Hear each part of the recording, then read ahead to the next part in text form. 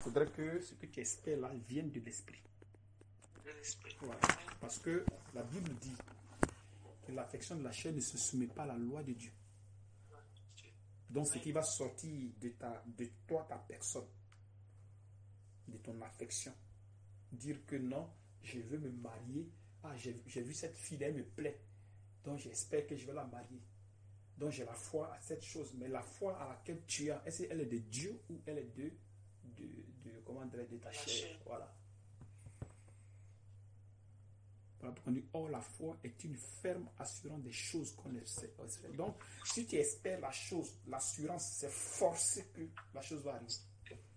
Amen. Parce que là, Dieu met ça dans ton esprit, dans ton cœur. Tu vois, non? Donc, dans ta foi, il y a ces choses à l'intérieur. Donc, ce sont des choses-là que tu vas manifester. Donc, cette foi-là, c'est Dieu qui te la donne.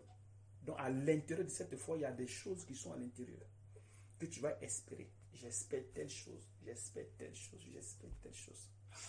Maintenant, si tu ne gênes pas, tu ne pries pas pour que les désirs ne se mélangent pas avec ce que tu espères de Dieu, c'est-à-dire que ce qui est la volonté de Dieu, tu vas manifester les désirs de la chair. Donc, voulant être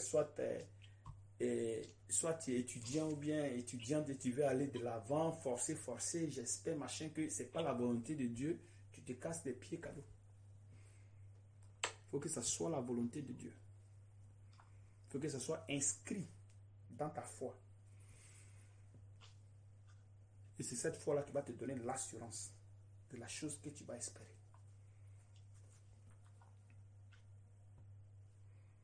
Tu suis un peu? Allô? Tu vois un peu, non? Non, or la foi est une ferme assurance des choses qu'on espère, une démonstration de celles qu'on ne voit pas. Maintenant, elle provient d'où maintenant? Par rapport à la définition, une définition. Il faut lire Romains 10, verset 17.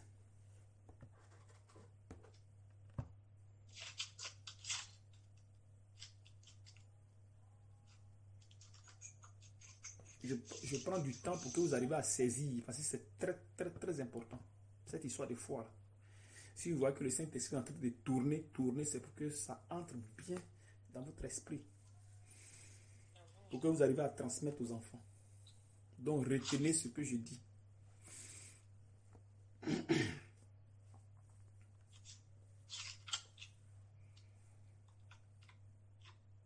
Je cherche pas.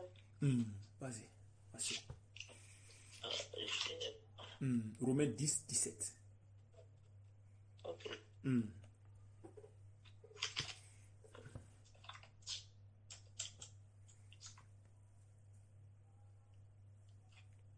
Romains 10, 17. Ok.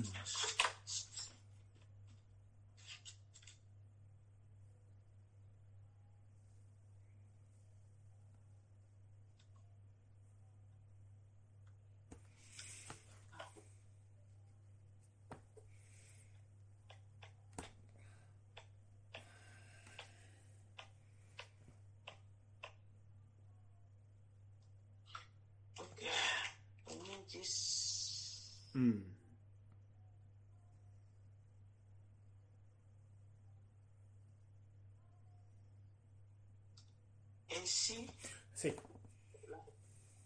Ainsi, la foi vient de ce qu'on entend. Oui. Ce qu'on entend vient de la parole de Christ. Voilà. Donc cette foi à laquelle tu vas espérer vient de Dieu. La foi vient de ce qu'on entend. Et ce qu'on entend vient de la parole de Dieu. Donc avant que tu as espéré soit à quelque chose selon Dieu, puisque nous sommes sur la nouvelle alliance, pour que tu aies foi à quelque chose selon Dieu, il faut d'abord être dans la bergerie. Parce que étant dans le monde, tu ne connais pas Dieu. Tu vois, non? Tu ne connais pas Dieu. Tu vas espérer à une chose, tu vas la voir parce que Dieu aussi fait miséricorde à tout le monde. Mais tu n'es pas dans sa volonté parfaite. Tu vois, non? Maintenant, quand tu entres maintenant dans le corps, par l'évangile qu'on va te prêcher. Et on fait de toi maintenant un disciple. À partir de là maintenant, aller dans cette foi maintenant, Dieu va t'accorder cette foi. Et à l'intérieur de cette foi maintenant, il y a toutes ces choses que tu vas espérer. Est-ce que vous comprenez bien? Raison pour laquelle c'est impossible à une personne à qui on prêche de avoir la foi. Non, c'est pas possible. Dieu va te l'accorder gratuitement. Et c'est avec cette foi tu entres dans la bergerie. Donc c'est comme si c'est une clé. Tu as la clé, tu ouvres, et tu ouvres la porte et tu entres. Et tu fermes. Maintenant, dans cette clé, maintenant, il y a maintenant les choses que tu vas espérer. Tu vas espérer te baptiser, tu vas espérer avoir le Saint-Esprit, tu vas espérer manifester les œuvres de Dieu, tu vas espérer guérir, tu vas espérer tant, tu vas espérer aimer ton frère, tu vas espérer à tout cas, toutes ces choses-là. Les œuvres de l'Esprit vont commencer à se manifester, ça va commencer à s'accomplir dans ta personne. Vous comprenez un peu? Tu suis, maman? Tu es là, hein? Je suis là. Voilà. Je suis. Si tu ne comprends pas, tu me dis, puis je t'explique d'une autre façon pour que tu comprennes. Si tu as des questions à poser, tu les poses. Donc, comme tu disais, tu as dit que la foi, c'est quand on est dans la bergerie qu'on a la manifestation de la foi dans notre vie, n'est-ce pas? Ce que tu venais de dire tout à l'heure. C'est. Mais si tu ne connais pas Dieu, comment tu peux avoir la foi de Dieu? Si tu es dans le monde, comment tu peux avoir la foi de Dieu? Tu peux pas. Voilà. Parce que pour avoir la foi de Dieu, il faut qu'on te prêche la parole. Parce que c'est par la foi qu'on s'approche de Dieu. Et c'est par la foi qu'on est agréable à Dieu. Sans elle, tu ne peux pas être agréable à Dieu. Ou bien c'est pas ça? Si. Voilà. Non, je voulais la confirmation parce que par rapport aux enseignements que tu avais déjà donnés, bon, disons, c'est une révision. Je voulais être sûr de ce que tu viens de dire, quoi, que j'avais dit. Sinon, sans la foi, tu ne peux pas être agréable à Dieu. Sans la foi. Tu ne peux pas être agréable à Dieu. Donc, c'est dans cette foi maintenant à laquelle tu vas croire, laquelle va te prêcher maintenant la parole, afin qu'on te fasse disciple. Parce qu'il faut qu'on se fasse d'abord disciple. Tu vois, non? Donc, quand on te prêche cette foi, c'est Dieu qui te la donne. Vous devez comprendre ces choses. Un homme ne peut pas croire en Dieu. Je vous dis ça toujours. Parce que nous sommes nés dans l'iniquité, conçus dans le péché. Voilà. Donc on ne peut pas croire en Dieu. Jamais. Un être humain ne peut pas croire en Dieu. Vous mettez ça dans votre esprit. C'est Dieu qui nous amène à croire. Parce que la foi, elle est spirituelle. Nous sommes charnels, vendus au péché. Comme Paul le dit dans Romains 7. Donc quand on nous prêche la parole, quand la parole vient vers nous, pour croire à cette parole-là, il faut forcément que Dieu nous amène à croire. C'est Dieu qui nous amène à croire. Sinon, de nous-mêmes, on ne peut pas croire à la parole de Dieu. Parce que nous sommes des pécheurs. Donc, ça fait que ce qui sort de nos désirs n'est pas agréable à Dieu. Parce que c'est du péché. Tout ça pour que Dieu toujours se glorifie. Disant que c'est lui qui nous a menés à croire. Dont la gloire lui revient. C'est lui qui nous attire. La gloire lui revient. C'est lui qui nous transforme. La gloire lui revient. Est-ce que vous comprenez un peu? Voilà. Donc il a fait ça pour que la gloire lui revienne toujours. Quand on vous enseigne, c'est lui qui nous enseigne. Nous sommes seulement des canaux. Tu vois. Et maintenant pour grandir aussi dans la foi aussi, c'est lui qui nous amène à grandir aussi dans la foi.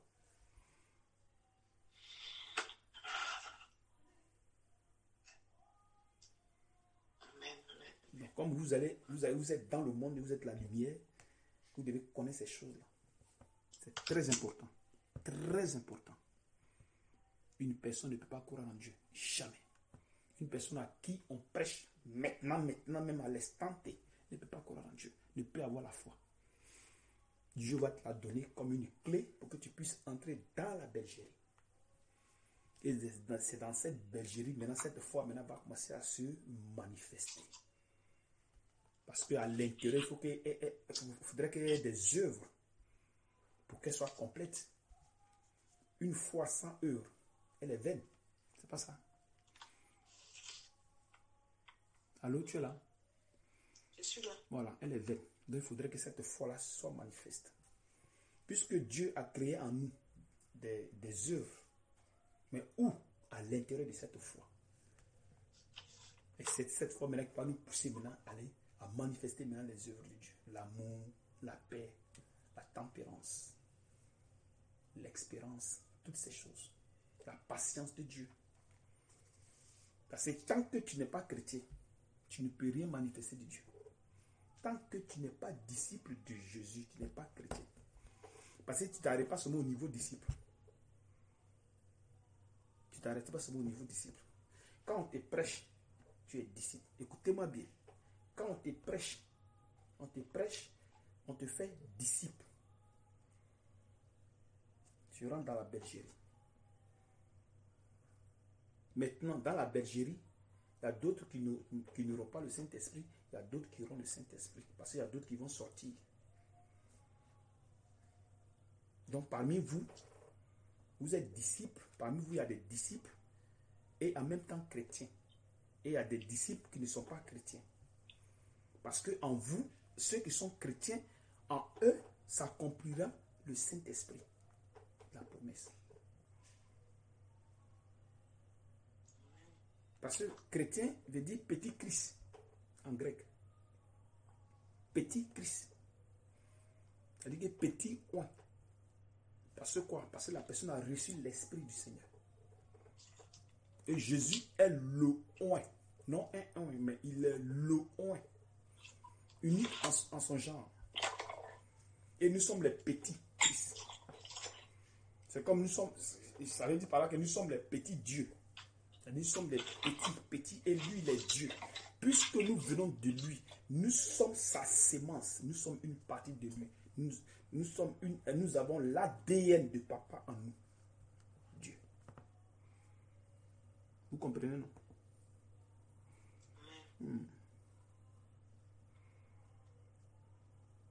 Donc c'est cette foi qui lui donne gratuitement. Donc la foi appartient aux enfants de Dieu. Ça n'appartient pas à ceux qui sont dans la perdition. C'est pour cette raison qu'on ne peut pas la perdre. On ne peut pas la perdre. Jamais. Ceux qui vont venir, qui ne seront pas pour accomplir cette foi-là, ils vont partir. Donc ils vont dévier. Et ils vont abandonner la foi. Mais abandonner la foi ne veut pas dire que tu l'as perdue. Parce que pour la perdre, il faut la voir d'abord. Mais est-ce que quand tu es entré là, tu l'as eu? Tu as eu cette foi-là, d'abord. Il faudrait que Dieu te la donne. Il faut être sûr que Dieu te l'a donnée. Quand Dieu te la donne maintenant, allez, cette foi va te motiver maintenant à jeûner, à prier, à jeûner, à prier, à jeûner, à prier. Vous comprenez? Voilà, afin que tout ce que les œuvres qui sont à l'intérieur s'accomplissent. Autant convenable selon Dieu. Autant convenable selon Dieu. C'est la raison pour laquelle quand nous prions, ne disons pas que j'ai trop prié, maintenant là je devais avoir ça. Non. Nous prions seulement et lui l'accomplit. Nous prions seulement, on oublie même, lui l'accomplit. Et les choses grandissent en nous. Parce qu'il fait tout par grâce. Parce qu'il y a des moments où on peut gêner et on peut faire une bêtise. Mais il ferme toujours l'œil là-dessus parce qu'il voit qu'on le cherche. On fait des sacrifices pour pouvoir le chercher. Donc avec les jeûnes et prières, les jeûnes et prières, les jeûnes et prières. Donc lui maintenant il a compris maintenant les choses. Il ne faudrait pas qu'on soit les trucs pour dire que je jeûne beaucoup, je prie beaucoup. Non, non. Ça c'est de l'orgueil. Ça nous quitte dans l'esprit. Il faut lire Hébreux 11, jusqu'à verset 6 là-bas. Pas du verset 6. Hébreux 11. À verset 6. À 6. Attends d'abord que les autres arrivent à trouver. Ok.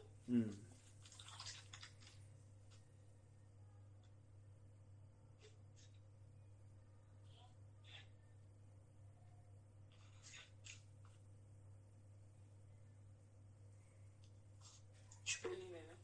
Attends un peu. Ok.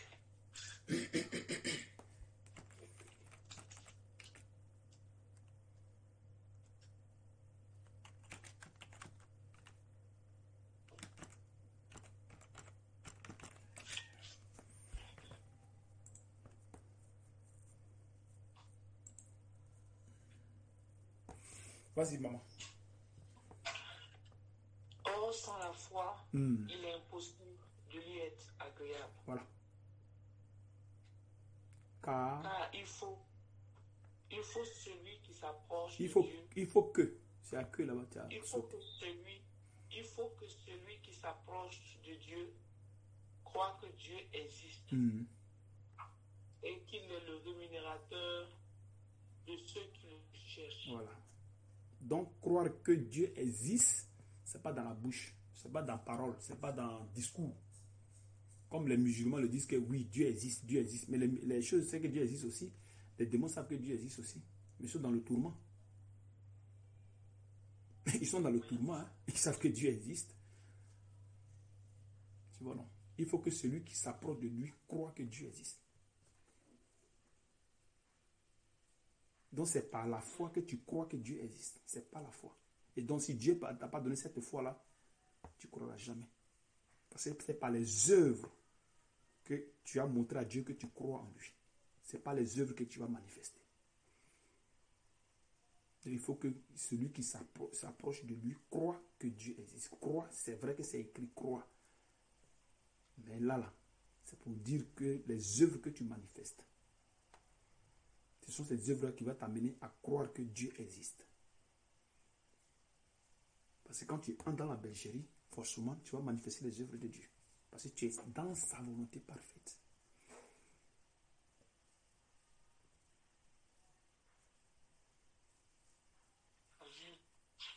Tu saisis un peu? Frère, sans pour autant être trop terre à terre, est-ce que tu peux me dire par exemple un exemple des œuvres?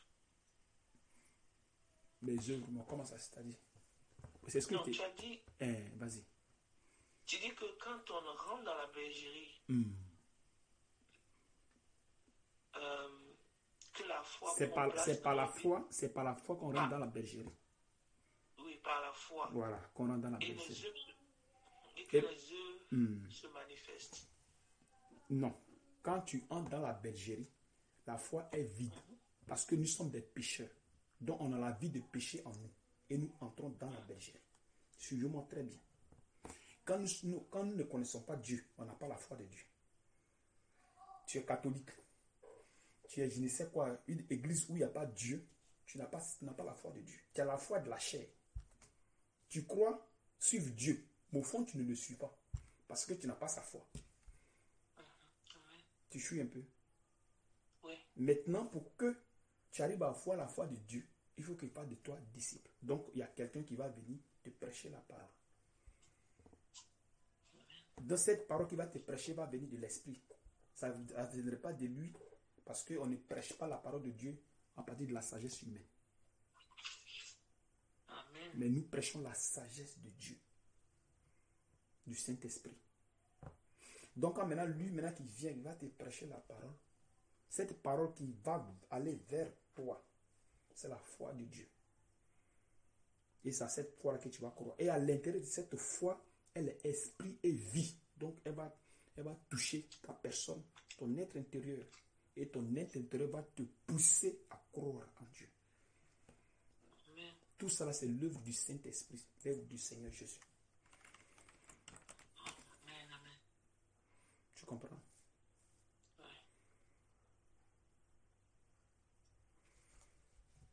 Donc, croire en Dieu vient de Dieu.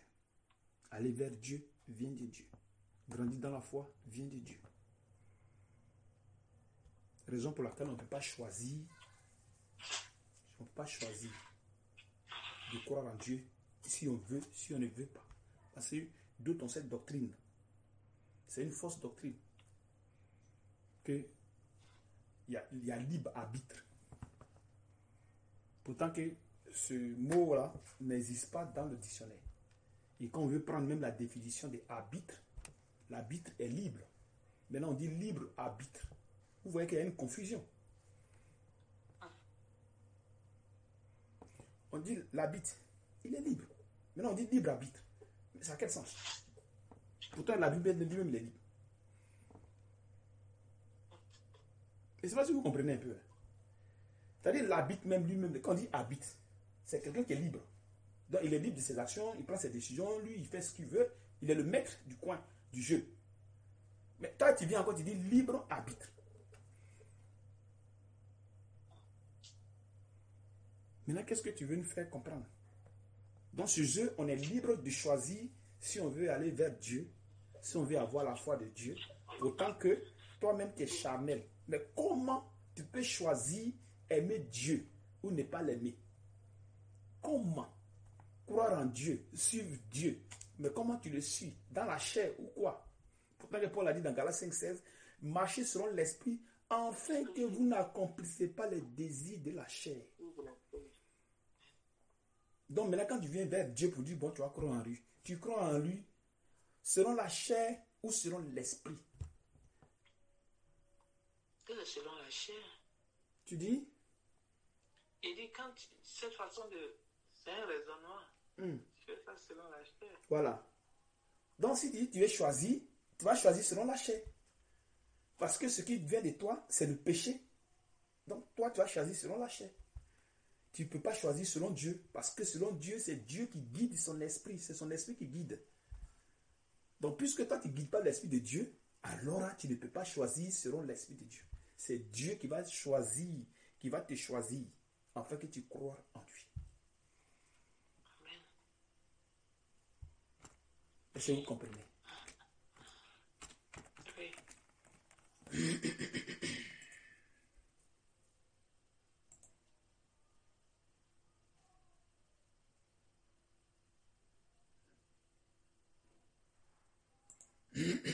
Excusez-moi, à ma gauche là qui me dérange un peu.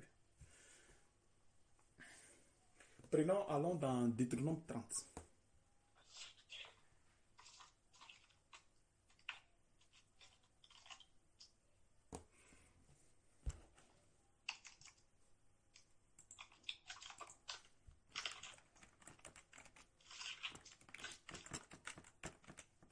Quel verset?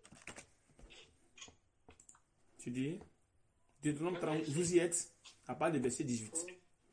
Il faut attendre d'abord que les autres arrivent à la chose.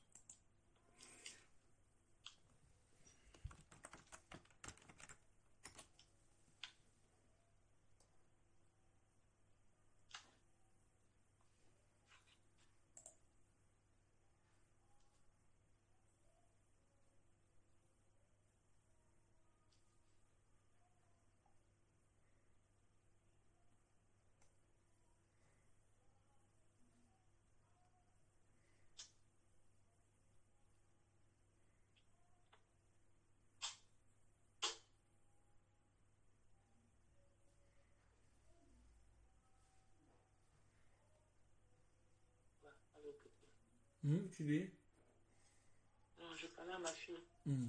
Go down, oui.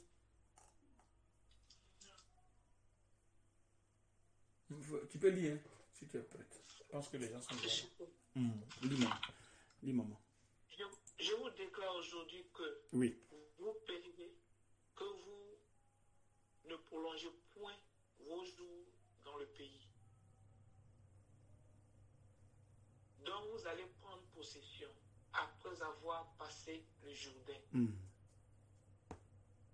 J'en prends aujourd'hui à témoin contre vous le ciel et la terre. Si. J'ai mis devant toi la vie et la mort, la bénédiction et la malédiction.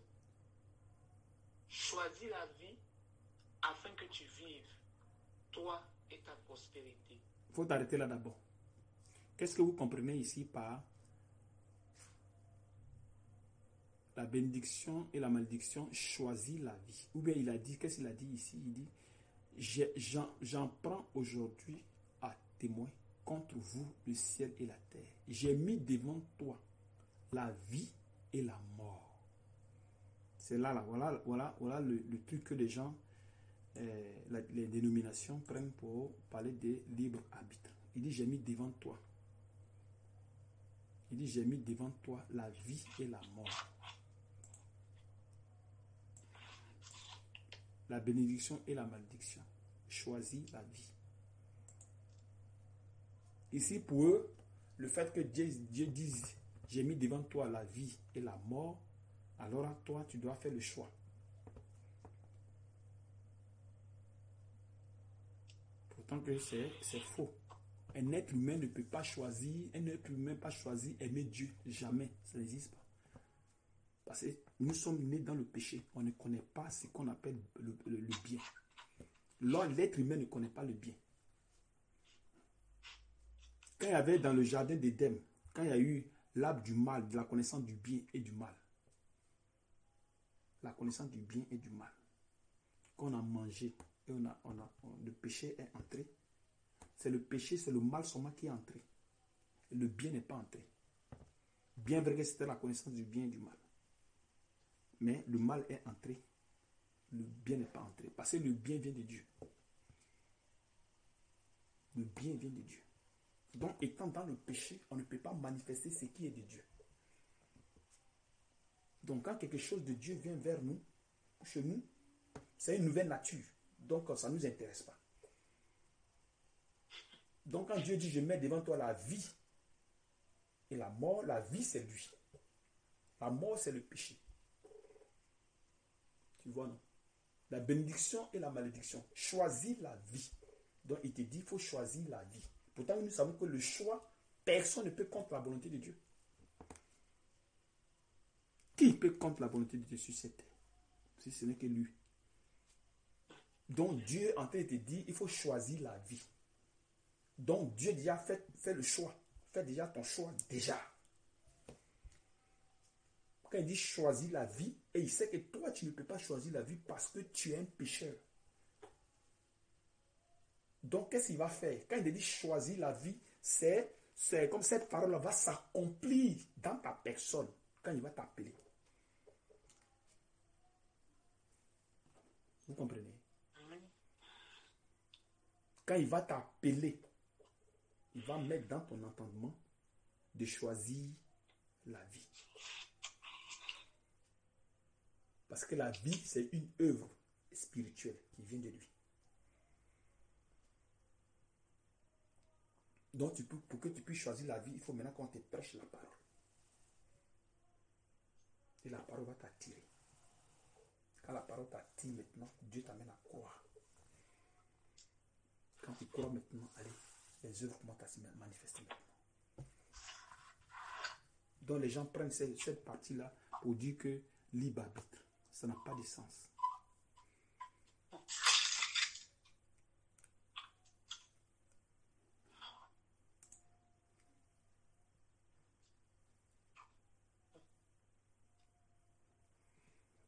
Vous savez, c'est un peu.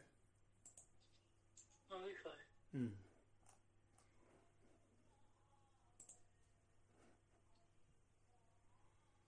Donc, tout ce qui vient de l'homme est péché.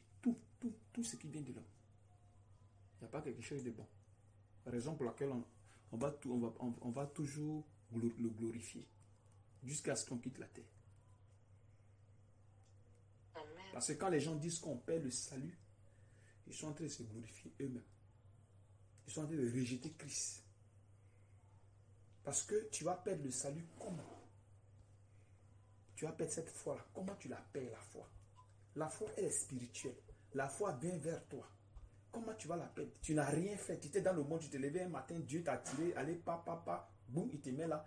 Et comme tu as péché, il dit, bon, comme tu as péché, ciao. Non, ça n'a pas de sens. Nous sommes des pécheurs. Donc, qu'est-ce qu'on peut faire? Qu'est-ce qu'on peut faire de bon? Ce n'est pas le péché. On peut faire quoi de bon? Donc, on va toujours pécher.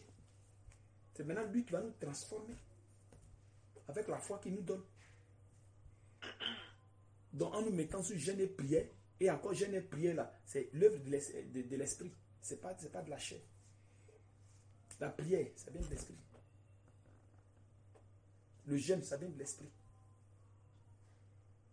Pour que vous arriviez à jeûner et prier correctement selon Dieu, il va passer par le serviteur. Puisque lui parle dans le serviteur, alors le serviteur va mettre le jeûne sur vous. Donc Dieu va passer par lui et il va ordonner un jeûne. Il va ordonner des prières. Et quand vous allez faire maintenant les prières, puisque les prières viennent de l'esprit, ça vient de Dieu. Le jeûne vient de Dieu. Allez, dès que vous tombez dans le jeûne, allez, la transformation. Amen. Enfin que vous, maintenant, un jour, vous pouvez prendre le jeûne et ça peut marcher. Mais tant que ce n'est pas le cas, ça ne marche pas. Parce que vous êtes encore dans le péché. Donc Dieu passe par ce serviteur-là, qui est votre Père dans la foi, afin qu'il arrive à vous nourrir. Amen. Tu vois un peu. Raison pour laquelle on ne peut pas croire en Dieu par la foi. Parce que croire en Dieu, c'est que tu as la foi, elle est pleine, elle a ses œuvres, elle a tout. Pourtant que nous savons qu'une personne qui vient d'arriver ne peut jamais croire en Dieu. Parce que si tu crois à l'œuvre, tu vas manifester les œuvres de l'esprit. De cette foi qui est à l'intérieur de ces œuvres. Sans les œuvres, la foi elle est vaine. Pourtant que toi tu es plein de péchés, ton cœur est plein de péchés, puis tu viens. Voilà pourquoi on vide le cœur. Tout ce qui est dans le cœur, on vide. Il faut vider, par le jeûne et prière. Vous criez vous-même, vous criez si papa enlève-moi ça, papa enlève-moi ça, papa enlève-moi ça, papa enlève-moi ça, papa enlève-moi ça.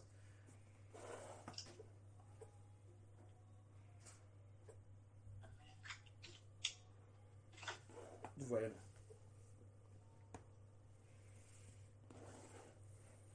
Vous saisissez? Oui. Tu as saisi maintenant? Oui, j'ai bien compris. Que le Seigneur te bénisse. Amen, amen. Mon frère Emmanuel, bonsoir. Que la paix et la grâce du Seigneur soient avec toi.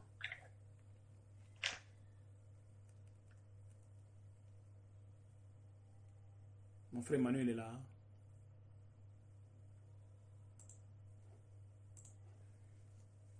Mon frère, bonsoir. Tu es là. Hein?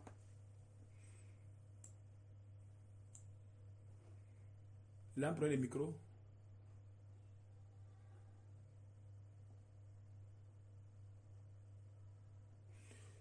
Mon frère Jean. Jean Ngoran. Bonsoir, mon frère. Tu es là. Hein?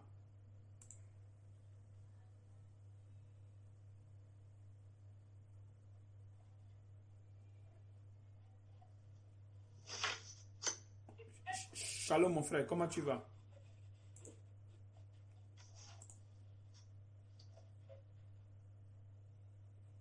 Frère Ngoran, tu es là? Faut coupe ta caméra voir pour que tu aies un peu de connexion. Alors, ouais, coupe ta caméra voir. Coupe ta caméra voir. Pour voir si tu peux avoir la... Shalom, shalom. Shalom, mon frère. Comment tu vas? Frère, tu m'entends?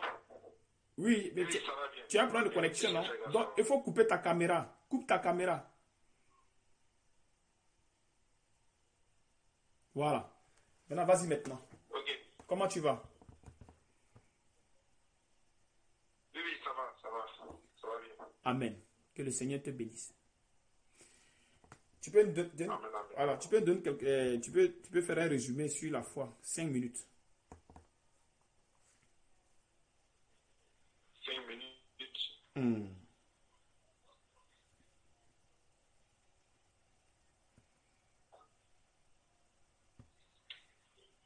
Bon, ce que j'ai compris, c'est que, bon, comme tu viens de le dire, bon, la foi, c'est une grâce de Dieu. C'est.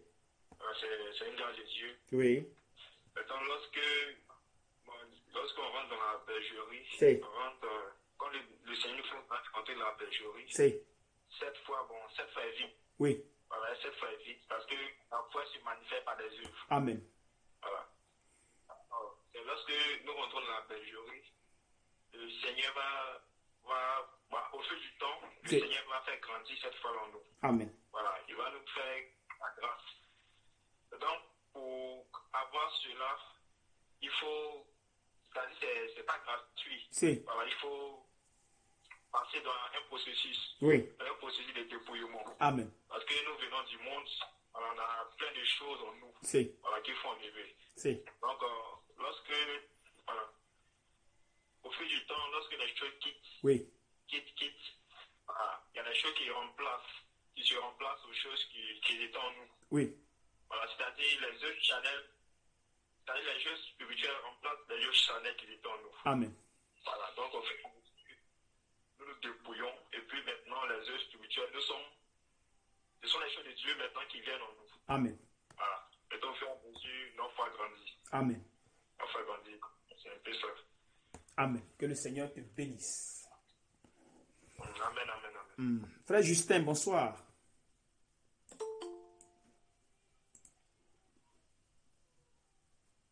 Frère Justin, bonsoir. Tu es là, hein?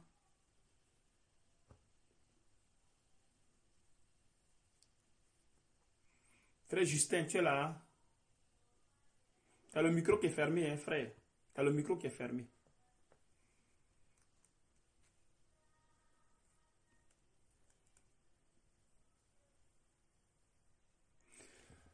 Frère Kevin, bonsoir. Tu es là, hein?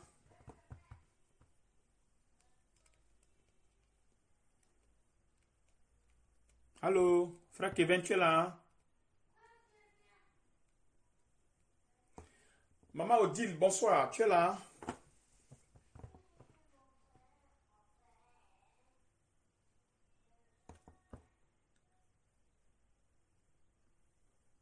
Maman Odile.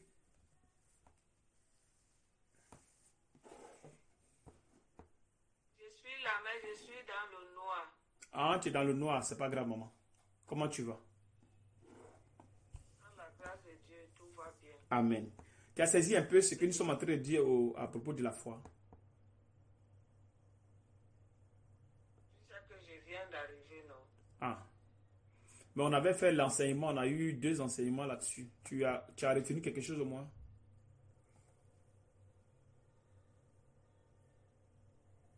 L'autre qui est passé. Oui, les enseignements qu'on avait fait sur la foi, là. Qu'est-ce que tu as retenu en 5 minutes? On avait parlé de la foi, que la foi ne vient de personne, que ça venait de Dieu. J'ai retenu que nous avons seulement un seul Père qui est aux cieux. Non, non, pas pour le Père. Il y a la foi, la foi, la foi, la foi. J'ai retenu que la foi vient de Dieu. Oui. C'est lui qui nous donne la foi. Oui. S'il ne nous donne pas la foi, on ne peut pas avoir la foi. Oui. Si on n'est pas dans la bergerie, Oui. c'est dans la bergerie qu'on nous apprend la parole. Amen. Et de là, Dieu nous donne la foi. Oui. Mais est-ce que cette foi, elle est pleine ou elle est vide quand nous venons d'arriver?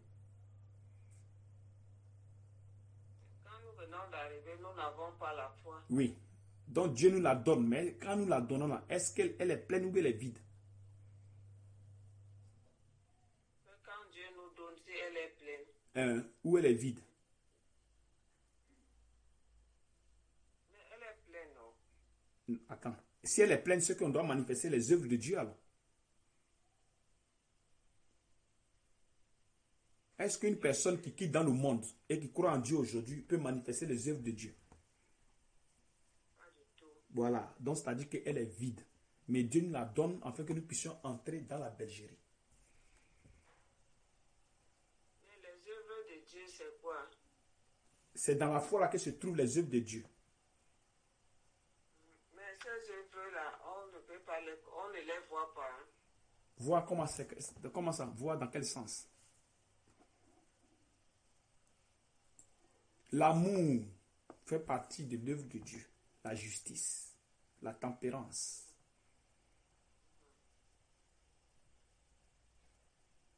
La patience de Dieu. Est-ce qu'on voit cela?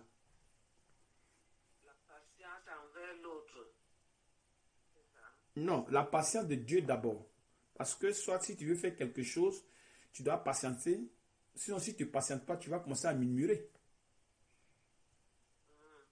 C'est pas ça, hein? Voilà. Et après, bien maintenant pour les autres maintenant. Parce que Dieu va d'abord t'amener à avoir patience en lui. C'est-à-dire qu'il faut avoir la patience de Dieu. Parce qu'il y a la patience de la chair et il y a la patience de l'esprit. Il y a l'amour de Dieu et il y a l'amour et il y a l'amour de la chair et il y a l'amour de Dieu. Il y a la paix de la chair, il y a la paix de Dieu. Donc il y a la patience de la chair et il y a la patience de Dieu. Quand on a la patience de la chair, on ne murmure pas. On murmure. C'est la patience de la chair qui t'amène à murmurer. Mais la patience de Dieu, tu ne murmures pas. Voilà, tu ne murmures pas. Donc Dieu crée cette patience-là en toi. Pour ne pas que tu murmures. Au début, tu vas murmurer parce que tu viens d'arriver. Donc quand il va te donner cette foi-là, elle est vide. Parce qu'en toi, il y a la vie du péché qui est en toi. Les désirs de la chair, qui est la convoitise, les envies, les mauvaises pensées, le doute, l'incrédulité. Toutes ces choses-là sont en toi. La fornication, l'adultère, le mensonge, l'orgueil. Tu vois, non? Donc avec tout ça, tu ne peux pas manifester les œuvres de la foi. Il faut maintenant que Dieu t'amène maintenant à la repentance, à jeûner, à prier pour que tu vides ce contenu-là. C'est comme un verre d'eau plein de saleté. Mais pour que tu puisses mettre de l'eau propre, il faut enlever la saleté. Il faut vider le verre. Donc c'est comme ça nous venons. Avec le jeûne et prière, nous enlevons maintenant dans ce cœur-là ces choses qui sont sales. On enlève. On enlève. On enlève. Et maintenant avec le jeûne maintenant, allez, on commence à manifester. On commence à manifester maintenant en nous les œuvres maintenant de l'esprit. On fait apparaître en jeûnant, en priant, puisque c'est déjà créé, mais seulement que ce n'est pas encore manifesté. Donc c'est avec le jeûne et prière maintenant, tu commences à grandir maintenant dans la foi. Tu commences à remplir maintenant ta foi. Tu commences à remplir maintenant ta foi. Tu as saisi maintenant, maman? Que le Seigneur te bénisse. Maman Sandrine, bonsoir. Bonsoir, frère Yves. Que la paix Bonsoir, la famille. Que la paix et la grâce du Seigneur soient avec toi. Alors, en 5 minutes, dis-nous quelque chose sur la foi.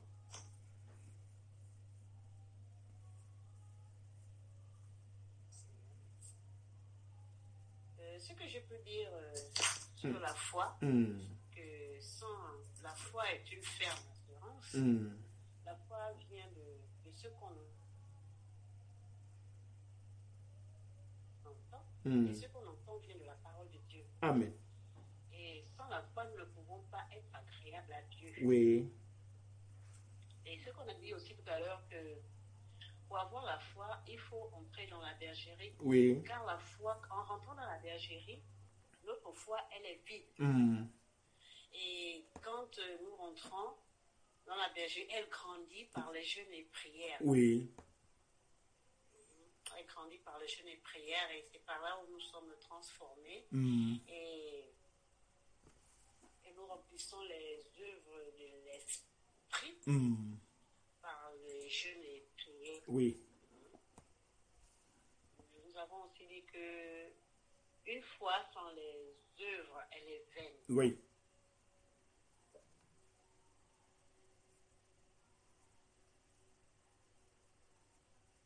Amen.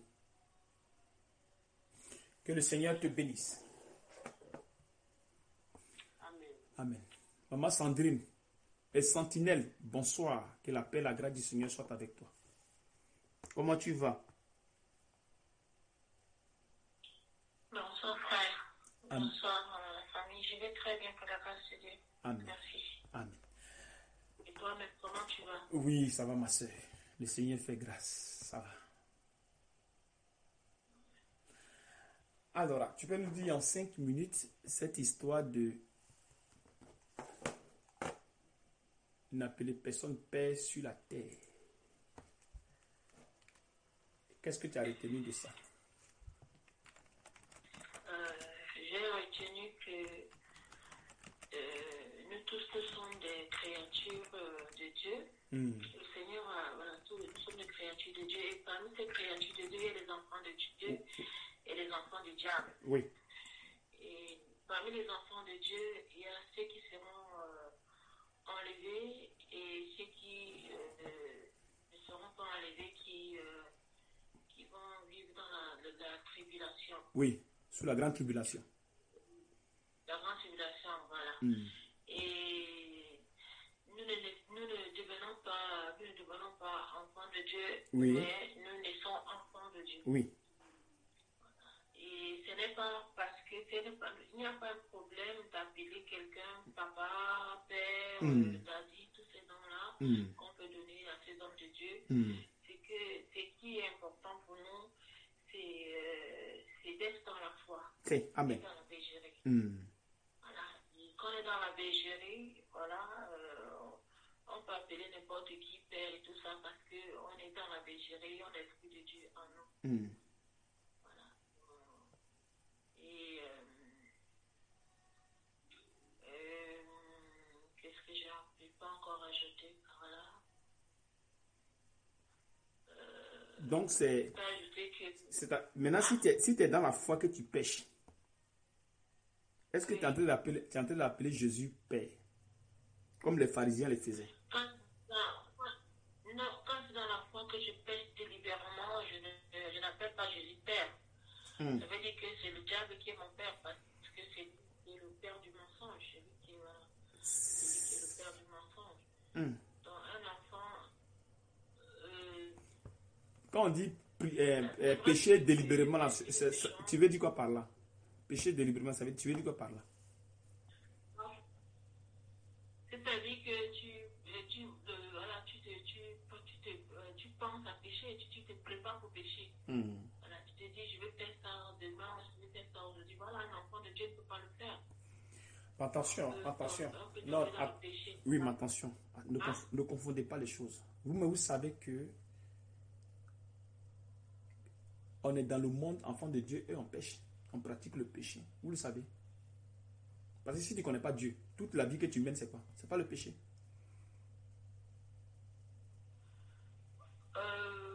Oui, parce qu'un enfant de Dieu ne peut pas dire que demain je vais aller forniquer, demain je vais aller... Non, alors va doucement. Je suis en train de dire que si tu ne connais pas Dieu, que tu es dans le monde et que tu es la sémence de Dieu, tu n'es pas enfant de Dieu. Je suis enfant de Dieu. Voilà. Tu es enfant de Dieu. Tu ne pêches pas là-bas. Oui, tu pêches quand même. Le Seigneur faut aussi permettre que tu pêches. Non, c'est pas le fait de permettre, c'est pas que le Seigneur permet. Mais tu es né dans l'iniquité, conçu dans le péché, donc tu pêches. C'est pas question de permettre, mais ta vie, ta nature, c'est le péché, non? Parce qu'en toi, il n'y a pas le bien. Est-ce qu'un pécheur, en lui, a le bien? Il y a le bien de Dieu? Non, un pécheur, en lui, il n'y a pas le bien de Dieu. Voilà. Il est dans les ténèbres. Voilà, il est dans les ténèbres. Donc étant enfant de Dieu, dans le monde, tu pêches. Tu pratiques le péché. Donc tu es au service de Satan. Donc Satan est ton père. L'œuvre que tu manifestes t'amène à appeler Satan père, même si tu ne l'appelles pas papa. Parce que tu n'es pas dans la bergerie. Parce que tu ne connais pas Dieu. Tu vois un peu. Maintenant, quand tu entres dans la bergerie, maintenant, Dieu te fait saint. Mais quand tu entres dans la bergerie, est-ce que tu ne vas pas continuer à pécher, ma soeur? Quand tu viens d'arriver, une personne aujourd'hui, je lui prêche la parole. Mais est-ce que cette personne ne peut pas continuer à pécher? Celui qui entre aujourd'hui, il peut continuer à pécher parce qu'il n'est pas encore nettoyé. Bon, il entre dans la bergerie. Ouais. Il a encore de mauvaises semences en lui. Il va toujours pécher, il va tomber. Non, pas mauvais. Attention. Il faut faire attention aux mots. Pas la mauvaise sémence. Les enfants de Dieu n'ont pas la mauvaise sémence. Ils ont seulement la sémence corrompue par le péché. Un enfant de Dieu n'a pas de mauvaise sémence. Il a seulement que la sémence est corrompue. Mais sa sémence est bonne. Parce que la sémence d'un enfant de Dieu, c'est la parole. Puisque Dieu est la parole. Donc Dieu nous donne il fait de nous son espèce. C'est-à-dire ses espèces. Donc, dans ces espèces, il met sa parole, qui est la sémence. C'est comme le manguier. Quand le manguier fait la mangue, à l'intérieur de la mangue, il y a le noyau. Donc ce noyau, quand tu le prends, tu mets dans la terre, ce qui sort, c'est le manguier. C'est pareil avec nous. Donc à l'intérieur de nous, il y a la sémence de Dieu. C'est la bonne sémence. Mais seulement qu'elle est corrompue par le péché. Donc tout ce que nous faisons, nous péchons. Donc cette sémence-là manifeste le péché. Maintenant, la mauvaise sémence, c'est la sémence du diable, qui est la mauvaise sémence. Maintenant, quand nous rentrons maintenant dans le corps de Christ, par la foi, qui est la clé, quand nous entrons, à l'instant T, on va continuer à pécher toujours. Ou bien c'est pas ça, ma soeur? C'est ça. Bon, excuse-moi, je vais poser une question. Comment appelle-t-on donc ce que les enfants de Dieu manifestent, c'est-à-dire quand tu as la sémence de Dieu et qu'en toi, il y a les démons et les manifestations, tu as les esprits mauvais. Comment on appelle ça? Parce que parfois, tu fais les mauvais dépôts. Je n'ai pas saisi. Il n'y a pas saisi bien. Comment on appelle ça? Je n'ai pas bien saisi. Comment on appelle ça? Il faut bien m'expliquer que je comprenne un peu. Je veux dire, quand on est dans le monde et qu'on est enfant de Dieu, on a la sémence de Dieu en nous. Et en même temps, il y a les démons, il y a les mauvaises choses qui se manifestent en nous. Comment on appelle donc ça? Non, mais tu manifestes les œuvres du diable. Donc tu appelles le diable ton père. Même si tu ne l'as jamais appelé père. Mais le fait que tu manifestes les œuvres là, tu es en train de l'appeler père. Donc tu manifestes les œuvres du diable. Mais tu es enfant de Dieu. C'est comme tes enfants. Toi, tu es la maman ou bien le papa. Tes enfants pêchent. Ils font du n'importe quoi. Toi, ça ne te plaît pas. Ça te met hors de toi. Tu peux même les chicoter, les frapper, faire tout. Mais est-ce que pourtant ça, ils ne sont pas tes enfants? Hein? Ils sont tes enfants. Quand on va voir, on va chercher l'ADN, on verra qu'ils ont l'ADN du Père. Donc l'ADN, le sang du Père est en eux. Mais le fait de pécher ne change pas leur nature. C'est pour cette raison, on ne peut pas devenir enfant de Dieu, mais on est de Dieu. Tu vois, non? Donc on est de nos parents. Quel que soit le péché qu'on va faire, on reste toujours leurs enfants. Et ils restent toujours nos parents. C'est pareil aussi avec le Seigneur. Étant dans le monde, parce que nous sommes venus d'Adam. Sortant d'Adam, parce que Adam est sorti de Jésus. Et nous sommes sortis d'Adam. Tu vois, non? Donc nous avons l'ADN de Dieu en nous. Donc cet ADN-là, c'est elle qui vient, qu'on appelle la sémence de Dieu qui est en nous, qui est la parole, qui a été corrompue par le péché. Et maintenant, l'autre sémence, elle-même, elle est pécheresse. Voilà pourquoi on pouvait dire que Judas est un démon.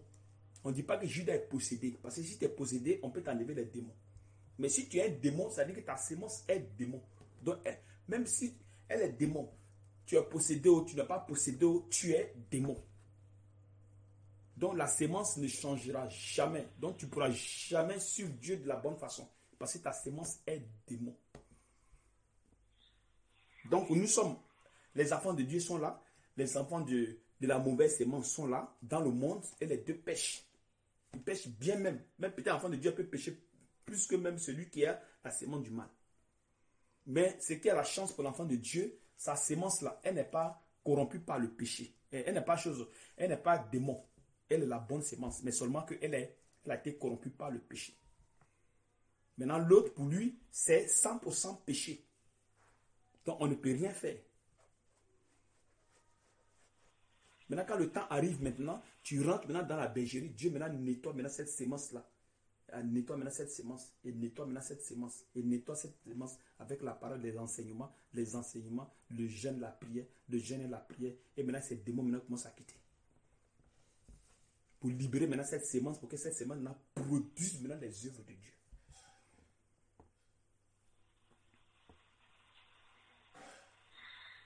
Tu suis bien? Très bien, oui. Tu vois.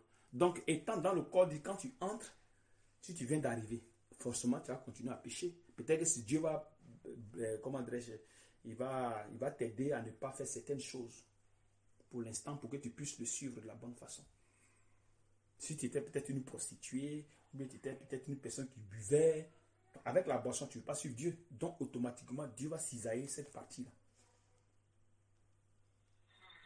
Pour que tu puisses le suivre. Si tu étais une prostituée, il va cisailler cette partie. Parce que être prostituée, fais ça, tu ne pourras pas. Donc, en coupant ça de manière drastique, je lui ai au moins la possibilité maintenant de commencer à le suivre. Donc, ça va de là, un peu, il va commencer à lever maintenant les trucs qui sont là. Un peu. Allez, ça va commencer à quitter. Avec le jeûne et prière. Maintenant, le reste maintenant commence à quitter. Donc, tu peux pécher. Et quand même dans le corps, tu peux pécher. Ça ne peut pas te rater. Tu peux pécher. Ça, c'est pas parce que tu viens d'arriver. Mais en péchant, ne veut pas dire que tu appelles Satan ton père. Non. Parce que tu es déjà dans la bergerie. Et Jésus a dit que vous ne vous appartenez plus. Mais vous appartenez à qui? On appartient au Père. Donc, même si on pêche à l'intérieur de la bergerie, on n'appelle pas Satan notre papa. Parce que nous sommes déjà dans la bergerie. Puisque nous n'avons pas la capacité de nous transformer, donc par miséricorde, Dieu nous transforme. Donc on attend toujours sa miséricorde pour qu'il puisse nous transformer.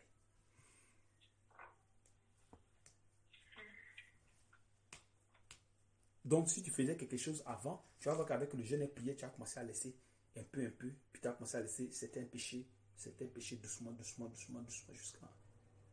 En laissant le péché, tu commences à grandir dans la foi. Et la lumière commence à grandir en toi. L'onction de Dieu commence à monter.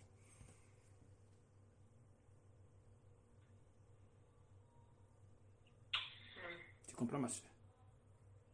Amen. Voilà. Donc, appeler Jésus, Satan, papa, comment dirais-je, étant dans le monde, manifestant les œuvres du diable, tu appelles Satan Père sans que tu ne le saches. Et quand tu rentres dans la bergerie, tu es avec Jésus, tu l'appelles Père. Même si tu ne dis pas papa, mais étant dans la bergerie, il est ton papa. Parce que tu l'adores. Parce que ceux qui adorent Dieu, c'est le papa. L'adoration, c'est pour les enfants de Dieu. C'est réservé aux enfants de Dieu, l'adoration. La louange, toute la créature loue Dieu. Toute la créature. Tu chantes, tu es en train de louer Dieu. Tu fais ça, tu es en train de louer Dieu. Mais l'adorer, c'est autre chose. L'adorer est réservé à ses enfants seulement.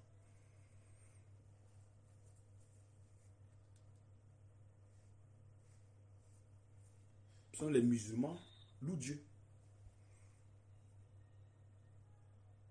Tu vois un peu, non? Les animaux louent Dieu. Les oiseaux louent Dieu.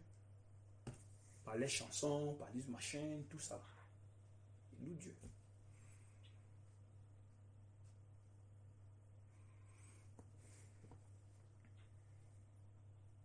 Tu vois, ma soeur? Que le Seigneur te bénisse, ma soeur, qu'il te fortifie. Amen. Amen. Maman Abigail, bonsoir. Bonsoir, peuple de Dieu, soyez abondamment bénis. Que la paix et la grâce du Seigneur soient avec toi, maman. Comment tu vas? Jésus, amen, amen. Comment tu vas? Je vais bien, grâce à Dieu, amen. Amen. Alors, parle-nous un peu de la foi. Qu'est-ce que tu as saisi? Je vais essayer de... Juste 5 minutes, il ne faut pas t'embrouiller, juste 5 minutes pour voir si tu as saisi quelque chose. Amen, alléluia. On a commencé par Hébreux 11, qui dit la foi est une ferme assurance des choses qu'on espère et une démonstration de celles qu'on ne voit pas. Oui. Donc voilà, je donne par exemple l'exemple de notre père en foi, Abraham, qui avait espéré avoir son enfant pendant des années, Isaac. Et c'était une foi qui était remplie d'assurance, d'un bon exemple pour nous. Voilà. Et après, on a parlé de la foi qui vient de Dieu. On entend que la foi ne peut venir. La foi vient quand on entend. Et là, ce qu'on entend vient de la parole de Dieu. Voilà, la parole de Dieu qui est donnée par un appelé de Dieu. Parce que c'est tout le monde là-dehors donne la parole, mais ils ne sont pas appelés. Comme on a vu aussi dans le cas de Jean 8, les enfants d'Abraham, d'Ismaël, ils donnaient des choses dans le temple, mais ils n'étaient pas appelés, ils ne savaient même pas qu'ils étaient du diable. Donc, ils n'étaient pas appelés. C'est ce qu'on voit aujourd'hui aussi dans les dénominations. Beaucoup donnent la parole de Dieu, mais ils ne sont pas appelés. Donc, c'est seul l'homme de Dieu qui a été appelé l'apôtre, qui est appelé de Dieu, peut donner la parole qu'on voit dans Romains 10. Et cette foi-là vient de Dieu. C'est Dieu qui nous attire vers lui. C'est Dieu qui permet qu'on ait la foi. Oui. Qui nous fait, comment on appelle ça? Qui nous fait grandir dans la foi pour sa gloire. Tout ceci pour sa gloire. Amen. Et qu'aucun être humain sur cette terre ne peut se lever, se proclamer, avoir la foi tout seul. C'est Dieu qui l'a dit vers lui par la foi. Oui. C'est pas ce que j'ai dit là. Et une fois, juste une fois. Et quand on prêche, on prêche, l'homme de Dieu doit nous prêcher la parole pour que cette foi grandisse en nous. Amen. Parce que nous-mêmes, nous ne pouvions pas. Et cette foi, on l'obtient avec fidélité, étant dans la bergerie. Parce que si on te prêche la foi pour la première fois, tu ne peux pas avoir tout de suite, comme on avait vu aussi dans le cas de baptême de l'unique Éthiopien avec Philippe, avec l'unique Éthiopien avec l'apôtre Philippe. Bon, il avait prédit, il avait fait sa prédication, il avait baptisé, mais il est reparti en Éthiopie, et là, il faut quelqu'un là-bas pour lui prêcher la foi, pour augmenter sa foi en fait, un prédicateur. Parce que c'est pas parce qu'on l'a baptisé tout de suite qu'il va croire et monter en foi. Il faut un prédicateur pour lui permettre de grandir en foi, dans la foi, et qu'il soit maintenu dans la bergerie. Alors, un instant.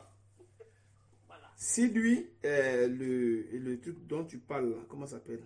L'unique Éthiopien, là, à qui ils ont prêché la parole. Dieu lui a donné la foi pour qu'ils arrivent à croire en Jésus. Parce que la foi, c'est une œuvre spirituelle. Elle n'est pas charnelle. Voilà, elle n'est pas charnelle. Donc, ce qui s'est passé dans comment dirais-je, dans Acte 8. Acte 8, ce qui s'est passé là-bas avec Philippe, là. C'est Dieu qui a créé ça, afin que celui-là puisse croire en Jésus. Alléluia. Voilà. C'est Dieu qui crée. Il crée la circonstance. Il crée le truc. Maintenant, toi, tu viens, maintenant, voilà, paf, allez, tu crois. Alléluia. Donc, quand tu crois maintenant, puisque lui, il va partir en Éthiopie, il a cru en Jésus, mais la foi à laquelle il a cru, elle est vide. Elle est vide, oui. Voilà. Alléluia. Voilà, elle est vide. Donc, pour qu'il puisse marcher dans la volonté de Dieu, il a maintenant l'autorisation de s'approcher de Dieu. Alléluia. Parce que s'approcher de Dieu, c'est vrai que tu es dans la bergerie. Oui. Maintenant, pour que maintenant tu t'approches de Dieu, en toi, il y a le péché. Il y a la vie du péché. Voilà, il y a la vie du péché. Donc, pour vider maintenant cette vie de péché, qu'est-ce qu'il faut faire? Il faut maintenant jeûner et prier. Il faut maintenant que quelqu'un t'aide. C'est-à-dire qu'un serviteur de Dieu qui va maintenant t'aider, afin que, voilà, ce cœur qui est plein de bêtises là sorte. Les déchets là, voilà, les déchets là quittent, afin que tu puisses marcher dans la volonté parfaite de Dieu. Alléluia. Tu vois un peu, non? Alléluia. Oui. Donc tu continues ou bien? Ça va. Vas-y. On a vu dans Deutéronome que le Seigneur Seigneur nous propose de choisir la vie. Oui, il faut choisir la vie qui est la parole. Cette vie est la parole et cette vie, on l'obtient qu'en rentrant dans la bergerie, en fait. On revient toujours dans la bergerie pour avoir cette parole conduite par un apôtre de Dieu appelé pour la relation. Non, pas forcément apôtre, hein. Parce qu'il y a cinq ministères. Oui. Un homme de Dieu, c'est tout. Pas forcément apôtre. Un homme de Dieu, appelé par un homme de Dieu. Oui. Voilà, c'est ça. Et que cette foi doit grandir à partir des enseignements que l'homme de Dieu va lui donner.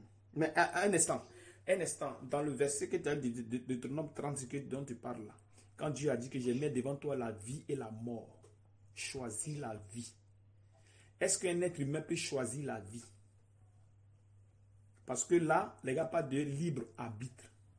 On dit comme... Oui, tout à fait. Non, on ne peut pas choisir la vie, c'est Dieu qui nous choisit puisque c'est lui qui nous appelle. Voilà. Et qui nous donne la foi pour sa gloire. Maintenant, pourquoi on ne peut pas choisir nous-mêmes? Pourquoi on ne peut pas choisir la vie? On ne peut pas la choisir parce que on a cette vie depuis la fondation du monde par la bonne sémence, par la sémence que Dieu a mise en nous. Malgré que nous soyons dans le monde, cette sémence demeure toujours en nous puisque nous sommes nés de lui. Oui, j'ai dit, pourquoi on ne peut pas croire? Pourquoi on ne peut pas choisir la vie? Parce que Dieu dit, je mets devant toi la vie et la mort, choisis la vie. Maintenant, pourquoi nous, on ne peut pas choisir la vie pour être agréable à Dieu? Pourquoi nous, on ne peut pas? Étant dans le monde, pourquoi on ne peut pas? Oui, parce qu'on est rempli du péché en ce moment-là. Amen. Malgré que nous ayons la sémence en nous, oui. Nous vivions comme les païens, comme les incrédules, comme les enfants du diable, nous sommes confondus. Malgré que nous ayons la sémence en nous, nous sommes encore dans la mort, dans le péché. Oui, dans l'obscurité, c'est ça. Dans les ténèbres, c'est ça. Les ténèbres, voilà, c'est ça. Voilà. Donc, l'affection, parce que la Bible dit l'affection de la chair ne peut pas se soumettre à la loi de Dieu. L'affection de la chair ne peut pas se soumettre à la loi. Donc, tout ce qui va sortir de la chair ne peut pas être agréable à Dieu. Alléluia. Amen. Voilà. Donc, raison pour laquelle on ne peut pas choisir nous-mêmes. Mais quand Dieu dit choisis la vie, c'est Dieu qui vient choisir à ta place. Parce que la vie, elle est spirituelle, elle n'est pas charnelle. Donc, toi qui es charnel, tu ne peux pas choisir la vie. Parce que tu es charnel, donc tu ne peux pas choisir la vie. Pas possible. Donc, le fait de dire libre arbitre, ça n'a pas de sens. C'est une erreur. C'est une erreur. Choisir, que moi je vais choisir la vie parce que Dieu m'a dit de choisir. C'est une erreur. C'est Dieu qui nous... Voilà, c'est Dieu qui donne la vie. Donc c'est Dieu qui dit... Voilà. Donc lui, sa volonté, forcément, s'applique en nous. Amen. Quand nous lisons, comment dirais-je, essayons de lire un peu Ézéchiel 36, 26, 27. Ézéchiel 36, 26, 27. Que le Seigneur vous bénisse.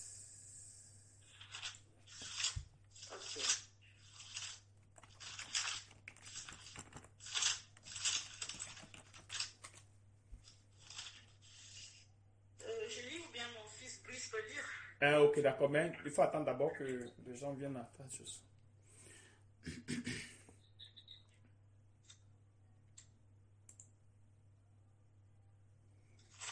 Ézéchiel 36, 26, 27.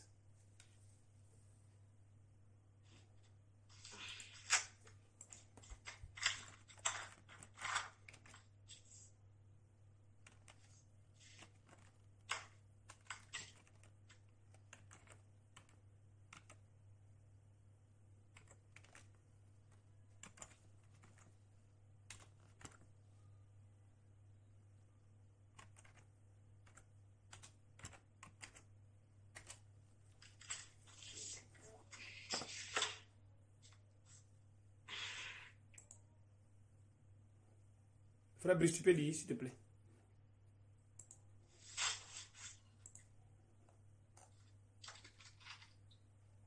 Un instant.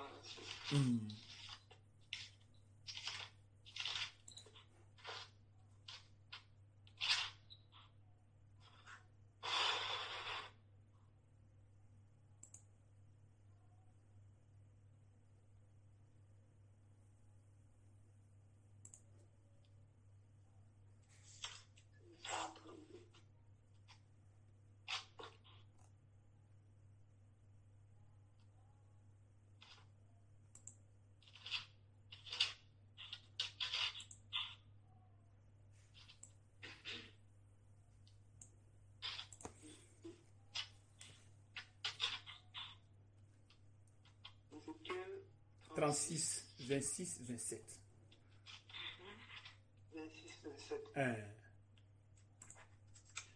Je vous donnerai un cœur nouveau. Voilà. Vous voyez déjà ça? Il dit, je vous donnerai un cœur nouveau. Donc, c'est-à-dire qu'on n'a pas un cœur nouveau. Donc, si on met devant toi la vie et la mort, on dit choisis la vie. Pourtant que c'est lui qui donne le cœur nouveau. Alléluia. Donc, c'est-à-dire qu'il n'a pas un cœur nouveau. Donc, avec ce cœur, est-ce que tu peux choisir la vie? Impossible. Vas-y, frère. Alléluia. Et je mettrai en vous un esprit nouveau. Oui, donc c'est-à-dire qu'on n'a pas un bon esprit. Un esprit qui est corrompu de péché, de mauvaises pensées, de plein de ces choses. Donc, il va nous donner un nouveau esprit. Oui, vas-y, frère. Je retirerai de votre corps Hmm. le cœur de pierre. Voilà. Donc, il va enlever le mauvais cœur là, pour nous donner un cœur. Oui, vas-y. Le cœur incrédule. Parce que le cœur incrédule ne peut pas choisir la vie. Vas-y. Et je vous donnerai un cœur de chair. Voilà. C'est-à-dire un cœur mou qui va être obéissant. Afin que ce cœur puisse choisir la vie. Vas-y, frère. C'est mon esprit Hmm. que je mettrai en vous. Voilà. Pourtant que nous, on a notre esprit. Mais il dit, il va mettre son esprit en nous. Quelle est maintenant cette raison de mettre son esprit en nous? Vas-y, frère. Ainsi, je vous ferai suivre mes prescriptions, Hmm. garder et respecter mes règles. Il faut relire encore la Vous partie. habitez- Pardon, frère. Il faut relire encore la partie là. Verset 26. Hmm. Je vous donnerai un cœur nouveau et je mettrai en vous un esprit nouveau. Hein. Je retirerai de votre corps Hmm. le cœur de pierre Oui. et je vous donnerai un cœur de chair. Voilà. Hmm. C'est mon esprit que je mettrai en vous. Oui. Ainsi, je vous ferai suivre mes prescriptions, C'est. garder et respecter mes règles. Voilà. Tu as vu. Donc, avec l'esprit qu'il va mettre en nous, le nouveau esprit, avec le cœur nouveau, ça va nous pousser maintenant à marcher maintenant selon lui sa volonté. Amen, alléluia, Voilà. amen. Donc, en conclusion, c'est lui qui fait tout en nous. Tout, tout, tout, tout. Voilà pourquoi il a dit que sans lui, là, on ne peut rien faire. Donc, si quelqu'un dit qu'on perd le salut, il y a un problème. Si quelqu'un dit qu'on peut choisir Dieu comme on veut, il y a un problème. Alléluia, Jesus, amen. Il y a un grand problème. C'est-à-dire que la personne rejette Dieu sans qu'il ne sache qu'il a fait rejeter Dieu. Amen, alléluia. C'est-à-dire qu'il ne reconnaît pas que Christ même est mort pour nos péchés. Non. Et c'est ce que les gens se nourrissent de cet évangile-là dans les églises. Amen, alléluia. Ok, merci maman. Frère, il faut lire Ézéchiel 46. Mais tu as fini? Tu voulais continuer un peu, à développer un peu? D'abord, on va finir là, puis après, si tu peux continuer, tu vas continuer. Et frère, lis Ézéchiel 46, après le verset 10. Ézéchiel 46. Avec le verset 10, 11. Un instant que les autres là arrivent à ces choses.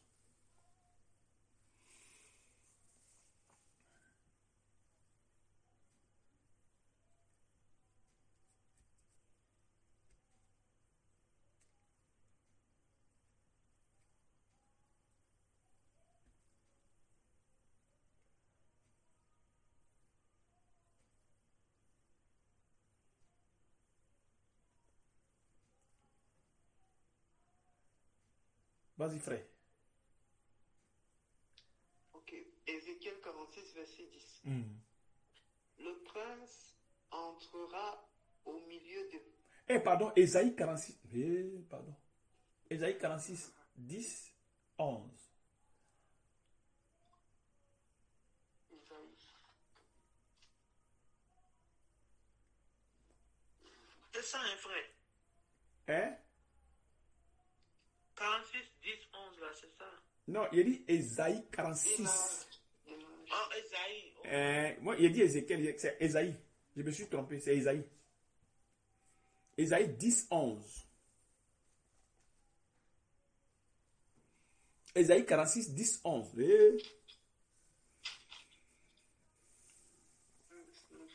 Ésaïe 46, 10, 11. 745.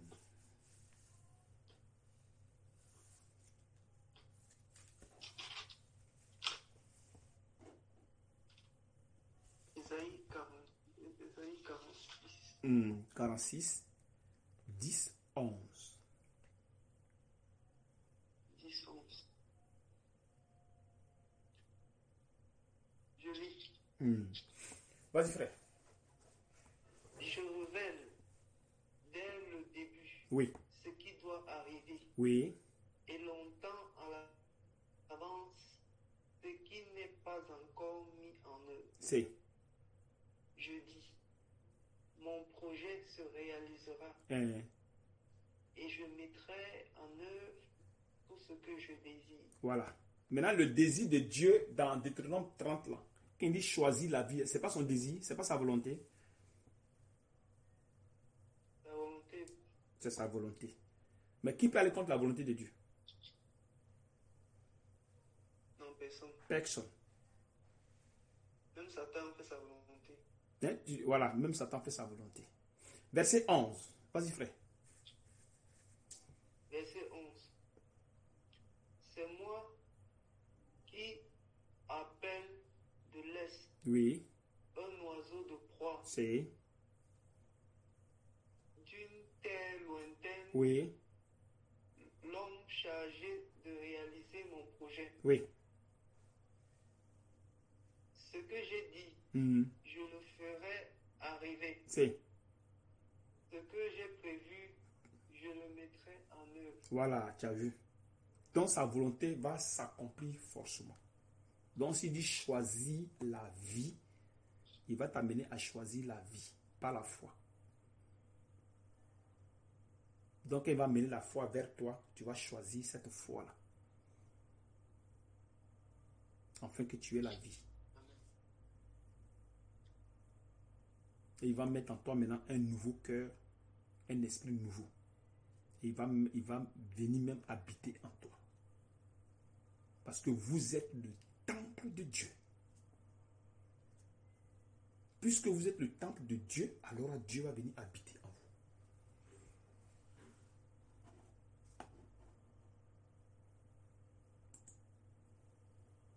Vous voyez un peu là. Vous comprenez? Amen. Parce que le cœur que nous avons ne peut pas choisir Dieu. Nous avons un cœur pourri. Lisons Matthieu 15, à partir du verset 19.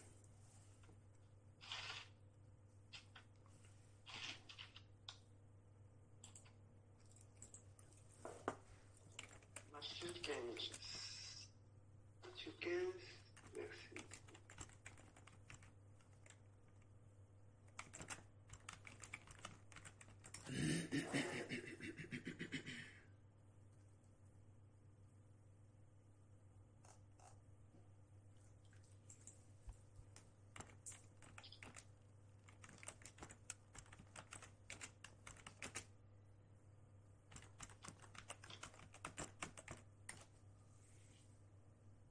Quel verset, frère? Matthieu 15, 19.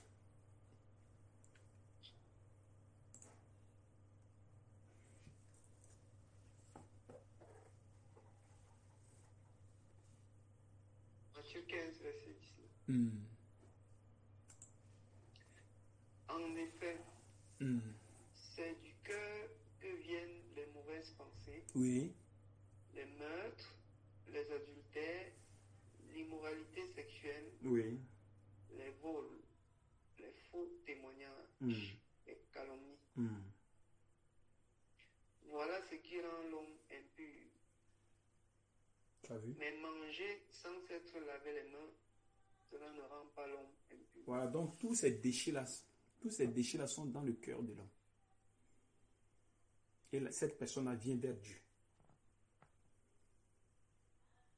Donc, venant vers Dieu, la personne ne peut pas changer la vie parce que les déchets de Dieu, c'est saint. Les choses de Dieu, elles sont saintes. Donc, étant pécheur, tu ne peux pas venir vers Dieu. C'est la raison pour laquelle Dieu nous attire vers lui. Parce que nous ne connaissons pas ce qu'on appelle les bonnes choses. Non, on ne connaît pas ces choses, on ne connaît pas. Nous, ce qui est dans notre tête, c'est le péché. Il n'y a rien d'autre. Ce qui est dans la tête, là, c'est le péché. Comment on va chercher les femmes, comment on va chercher les maris, comment on va faire ceci, comment on va faire cela. C'est tout, il n'y a rien d'autre. Tu commets le péché, tu es content, puis tu continues ta route. Donc, tu ne peux pas être dans le péché et dire que tu vas aimer Dieu. C'est Dieu qui nous aime, mais nous, on ne peut pas aimer Dieu. Parce que quand lui-même, d'abord, quand il vient en nous, c'est lui qui nous transforme. Et c'est son amour-là qui nous pousse à l'aimer.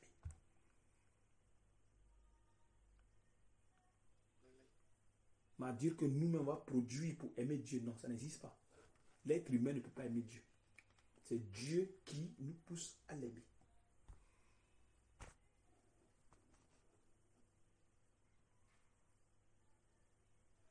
Disons, allons-y dans Jérémie 17, verset 9. Que le Seigneur vous bénisse.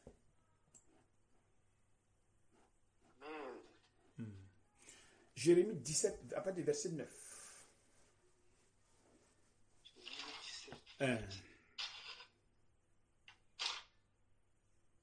Verset 9, 10.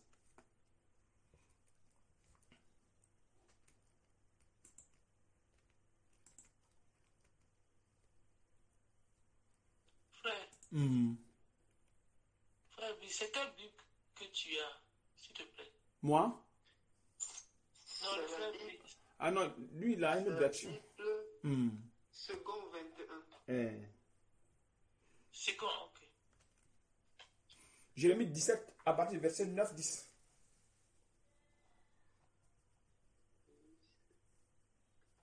Vous y êtes?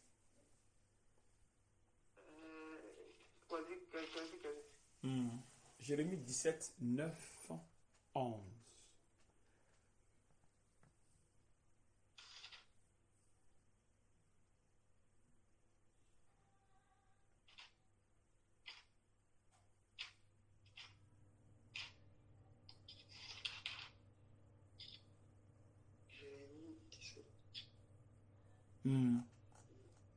Jérémie 17, 9, 10. Faut lire, frère. Ou bien là. Ok, vas-y. Ok, je lis. Jérémie 17, verset 9. Le cœur est tortueux, oui, plus que tout. Voilà. Et il est incurable. Voilà, tu as vu, donc on a le cœur qui est là, qui est tortueux. Par-dessus tout. Donc avec ce cœur, on ne peut pas croire en Dieu, c'est pas possible. Vas-y, frère. Qui peut le connaître? Oui. Donc c'est-à-dire que toi, tu as ton cœur, toi-même ton cœur, tu l'as, mais tu ne le connais pas. Ton propre cœur, toi-même il l'a, mais tu ne le connais pas. Vous voyez souvent quand nous prions, on dit, Seigneur, révèle-moi l'état de mon cœur, l'état de mon cœur. Toi-même tu ne connais pas ton cœur. Tu l'as, mais tu ne connais pas. Il te trahit bien. Vas-y, frère. Moi, l'Éternel, j'explore le cœur. Oui. J'examine les reins pour traiter chacun conformément à sa conduite. Voilà. Au fruit de ses agissements. Amen. Tu vois, non? Donc, puisque le cœur, le cœur n'est pas un bon truc, le cœur est plein de péchés. Plein de péchés. Plein de péchés. C'est pour cette raison que Dieu vient vers nous pour nous faire miséricorde. Donc pour nous enlever dans le coin où on est, où on ne peut même pas se sauver. C'est ce qu'on appelle miséricorde. C'est-à-dire que lui vient te sauver, tu es dans un coin où bien même tu n'as même pas une possibilité de te sauver. Tu n'as pas cette possibilité. Donc Dieu vient t'aider. Il t'enlève dans le truc là, puis allez, il t'aide. Donc, si Dieu il t'aide là, puis te donne la foi, et t'on dit qu'on perd le salut, il y a un problème. Parce que tu n'as rien mérité et Dieu t'a donné cette foi-là. Comment tu vas perdre ça? Tu as fait quoi pour gagner, pour dire que tu vas perdre? Il y a une confusion totale. Dieu, il fait tout ça pour qu'il soit glorifié. Maintenant, toi, tu dis que non, Dieu ne soit pas glorifié, c'est moi qui tu dois glorifier, c'est moi qui dois faire un effort pour marcher selon la volonté de Dieu. Pourtant que tu es pécheur. Comment tu fais? Vous saisissez un peu, non? Amen.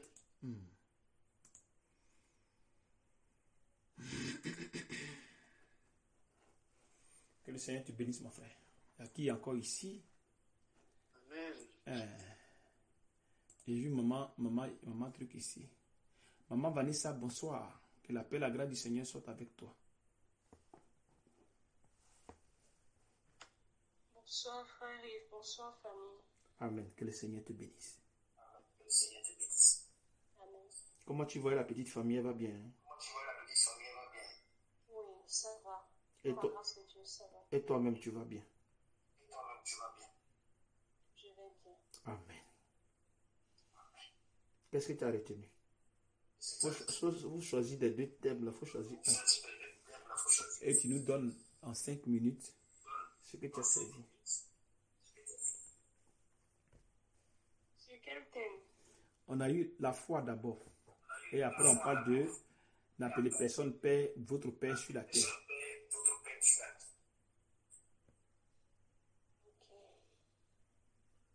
Donc, choisis un. Pour Hmm. la foi. Hmm. Ah, je choisis un. Hmm. Ok.